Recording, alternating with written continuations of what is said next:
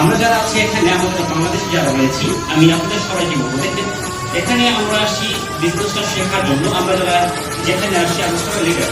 আমাদের যেটা দায়িত্ব ছিল, যেটা কাজ, যে আমরা আমাদের টিমটাকে কিভাবে সাপোর্ট করবো, কিভাবে আমরা আমাদের বিজনেসটাকে বিল্ড করবো, সেটা আমাকে দেখতে হবে। কুয়েতে আমরা যখন দেশে যাবো, আমরা যখন ইন্টারন্যাশনাল বিজনেসম্যান হয়ে যেতে পারি, সেদিকে আমাকে ফোকাস রাখতে হবে। টিএক্সএল, দেখেন আমার বয়স বর্তমানে আমরা 31, আমার বয়স 31। আমি কিন্তু 28 বছর ধরে আমি সাবান শ্যাম্পু টুথপেস্ট ব্যবহার করেছি, ইনকাম আসেনি।